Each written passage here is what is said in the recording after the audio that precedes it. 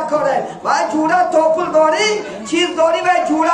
که شاید میگن دوستان سه نوان عربیدانی مالی و جانی و زبانی ممالی مال بده بجانی جان بده دوستانی زبانی رو از در بیرون. امروز دوستان هم از زبانی هست. امروز نه منصب داریم خدا خدر یکان کارخانه کار میکنیم همه جورت هست همه کار فرمدی همه میگیره زد با همین دستک زنت نمیمونیم.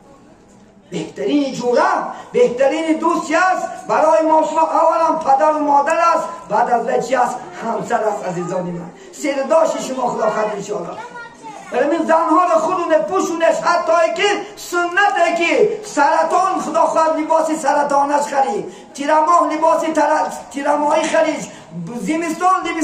لباسی زمستانیش خرید بهار لباسی بهاری خریدن در فصل ها سنت رسول الله صلی الله علیه و سلم. پیغمبر الحمدلله جوان اکسش ایراسیو میان سپشکا میارن و ها این سنت است. این تا که دل همسر رو برداشتنم سنت رسول الله صلی الله. پیغمبر هم هیچ چیز نباشد یک گل می آوردم یک گل آورده تبریک میکردم میگفتن آیشه مثل همین گل شکوفان باش با شما چی خدا خواهد انشاءالله زن بیگانه که در کجا با اکسیت شکم بزنه لبکان پاک کرده خیلی شروع اکسیت کردی بعد پیش زن میده زن مرده که های کجا آمد گلی چه بعد این زندگی میشه این محبت میشه این عشق میشه آبادانی این حقیقت این ناحق نیست این خود سند کنترون سند خود این خدا خواهد انشاءالله. اکثر آدم من 70% 80% جوان هم خلاصتن زنهاش که معامله خوب ندارن با زنهای بیگانه خدا خواهد معامله خوب میکنن گپای خوب میزنن همسرت نکن این حلال شماست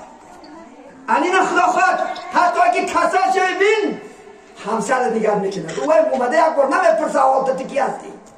بیچاره این با خدا خواهد خودش نمیخونه با میخوروند خودش نمیپوشد با میپوشد در یک روز 6 بار مبادا یک اجتماعی تمام وجود تمیشود بیچاره همسر من میدونم بعد جوان نامردا 20 سال گمه بیچاره این زن منتظر هوای شده که امروز سحر میآید همین است خدا خواهد در اونجا بیگ شهری بیگمانده گشته خیلی رفتی کار کردی 1 سال 2 سال بیا این همسرت هم خبر گیاخی این هم حقش است. یک شوهر با برداشتگی مردمی ما هم نانش هست ما همین جنجال میره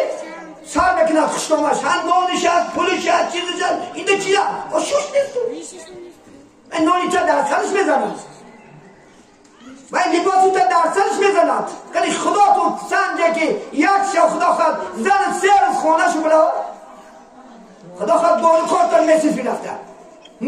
دود راستی سس کنم اون بیچونه شما گسه کرده بچه هاتونه